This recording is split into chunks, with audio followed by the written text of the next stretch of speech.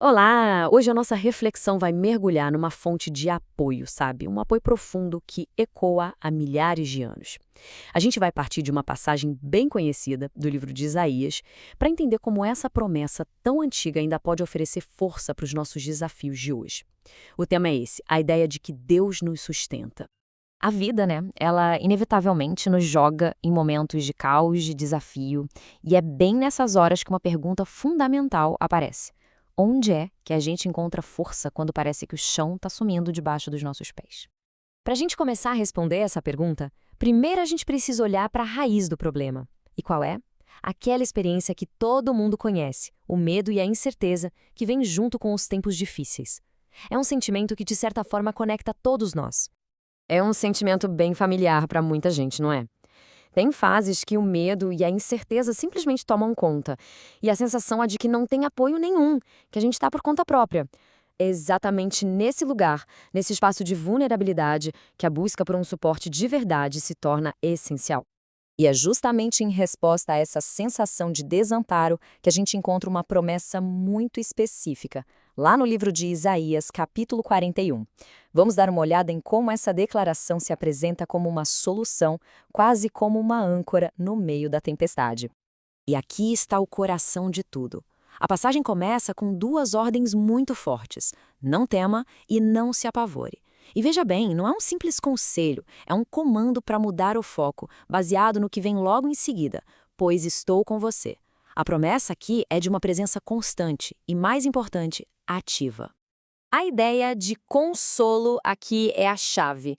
Não estamos falando de uma simpatia à distância passiva. Pelo contrário, é uma ação, é um alívio ativo para a dor, um conforto que se pode sentir nos momentos difíceis.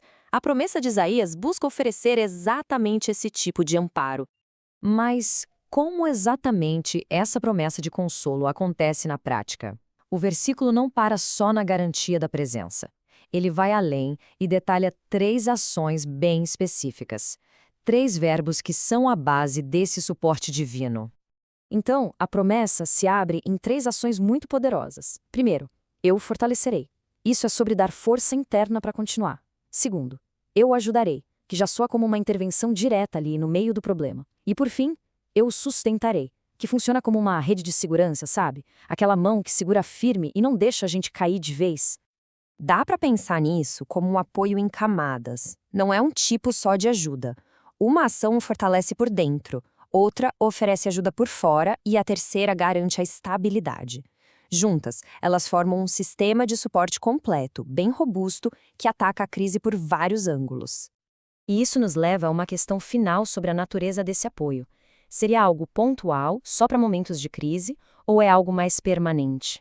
A resposta, ao que tudo indica, está na constância dessa promessa. A mensagem central é que esse suporte não é temporário, nem depende de alguma condição. Não importa o tamanho do caos lá fora, a promessa é de uma base de amor e apoio que continua firme e inabalável. Não depende das circunstâncias, mas sim do caráter de quem promete. Olha, este slide coloca tudo em perspectiva. De um lado, a gente tem a experiência humana do medo, da incerteza, sentimentos super válidos e reais. Do outro, a promessa divina, que coloca contra isso a presença e a força.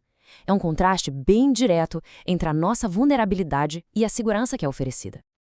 E no final das contas, tudo se resume a isso. Uma única fonte de apoio. A ideia principal da promessa é que, no meio de tantas variáveis e incertezas da vida, existe um ponto de referência, um só, mas totalmente confiável. Um pilar central que não vai falhar, não importa a força da tempestade. E a gente termina com essa reflexão. O que realmente significa, na prática, no dia a dia, contar com um apoio que não se abala, não importa o que aconteça? É uma pergunta que, com certeza, vale a pena a gente levar e pensar a respeito.